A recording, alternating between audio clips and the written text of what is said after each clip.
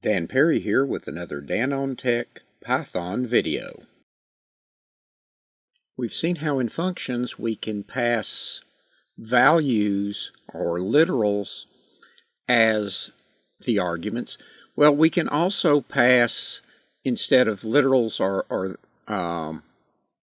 values, we can pass variables. So I've created a couple of lists, one of names and one of times of day.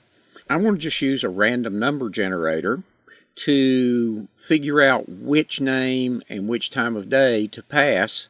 So I'm going to have the variables passed in the function. I could do it outside the function. In the function where it generates a random value and passes one of the names from the list.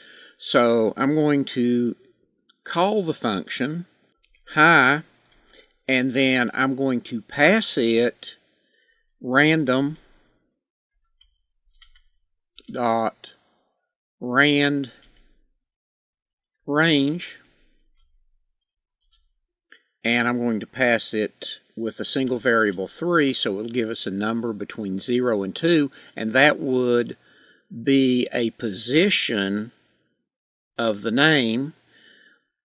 I'm going to do that twice, but what that's going to end up being is part of the passing a particular name from it.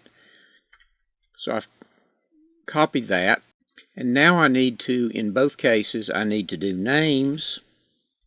So it will pull from that names list.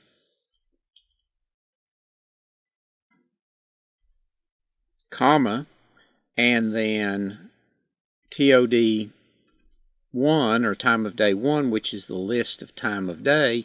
And so each time it calls the function, it should call it with a different value, and it should then print a name and the range. So if I run it,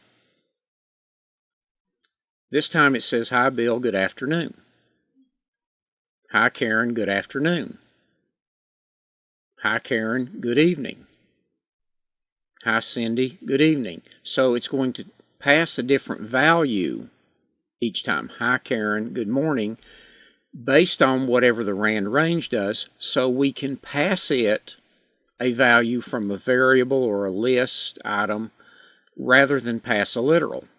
Now there's one other thing we'll do in this one, and when you create a function, you want to properly comment it.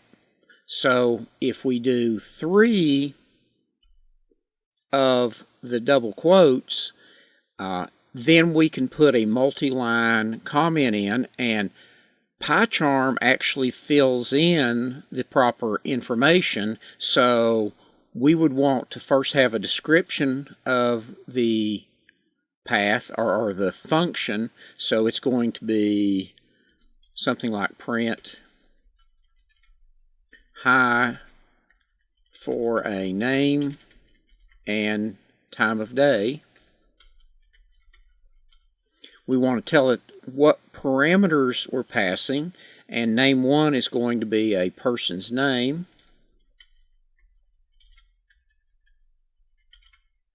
Parameter 2, the TOD, is time of day or part of day, I'll say. For the return, we're returning nothing, so I'll say none. And that way we have properly documented our function, so somebody that's coming along later looking at it, they would have an idea of what this function does. Always, or you should always, properly comment what your functions are going to do. If we run it again, still works. All this is a multi-line comment that we're using to properly document our function. Thank you for watching this Dan on Tech video. Please subscribe to this playlist so you don't miss future videos. Please check out and subscribe to our other Dan on Tech channel playlists.